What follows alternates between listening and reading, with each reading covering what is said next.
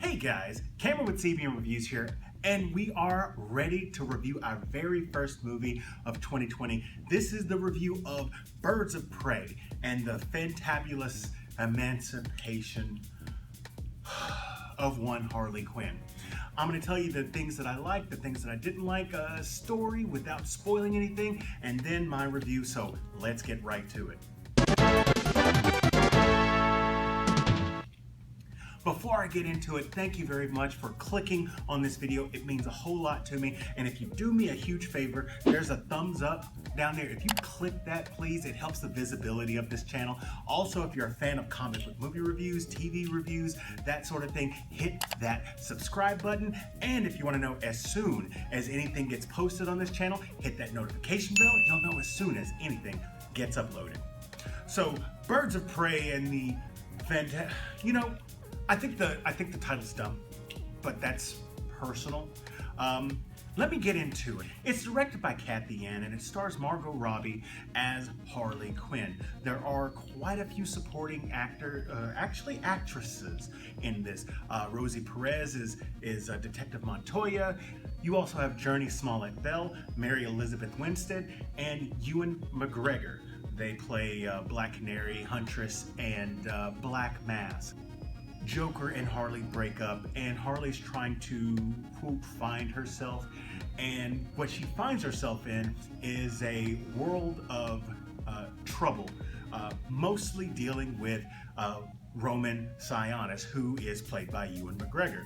And throughout all this trouble, she runs into all of these other ragtag women, and eventually there is a narrative that happens, and I'm not going to spoil this for you if you're really looking forward to it. So first off, Harley Quinn knows her character, and even in the craziest of times, we see the character shine through the actress's performance, which is amazing. It's so difficult to find an actress or an actor that has reached a certain level of fame that we fail to see the character and we see the real person, and that doesn't happen with Harley Quinn, which is great. There's also a pretty cool dynamic that she has with the character Cassandra Cain, who is played by Ella J. Basco. It was cute, it was nice, I kind of liked it, and there are a few action sequences or stunts or things like that that happen that are pretty interesting, but that's not going to save this movie. There are so many things that I did not like, and the first sin is the disjointedness of the story.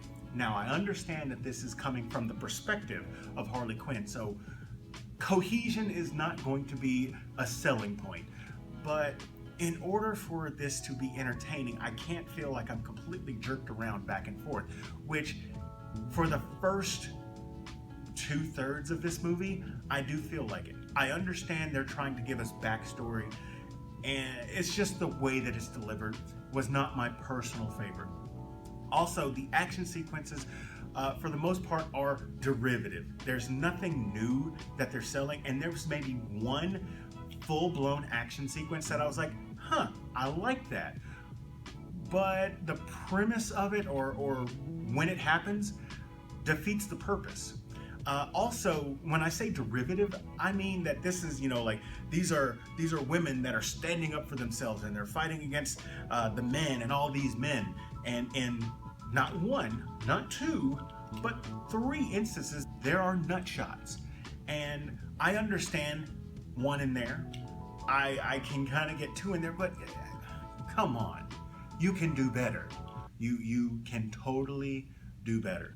Now, when we're talking about bad guys, Victor Zsasz is played really well. Like, he's this super creepy dude. And I didn't like him, but it was that I didn't like him because he was true to the character. That I liked. But unfortunately, Black Mask is the main bad guy. And I'm trying to think of the best way to describe Black Mask. So, do you remember going to your grandma's house and you wanted a Coca-Cola? And so you'd go to the refrigerator and you'd open it up and there's no Coca-Cola, there's Sam's Cola. And I understand it, kind of looks like Coke and it kind of tastes like Coke, but it's not a Coke. You can clearly tell that Sam's Cola is trying, but it ain't the real thing. When it comes down to it, there are just so many things that I did not like. Most of the action sequences I didn't like. Quite a bit of the acting, which I didn't talk about all of the acting that I didn't like because I wanted to focus more on positive things, but I had to mention Black Mask. It's not good. And then the story, remember I said it was disjointed? That's not the only problem. There are scenes where guns are introduced into the scenario, and we have that trope where all of the bad guys have horrible aim. And then whenever it gets into a scene where guns would be super effective and everybody wants to do some hand-to-hand fight, like it makes no sense. The cops are completely useless in this movie, with maybe the exception of Detective Montoya. But in the same instance, like every time that there is a police presence in the movie, there are so many things that is done wrong. It's almost as if the person who wrote this movie has never watched a single episode of Live PD.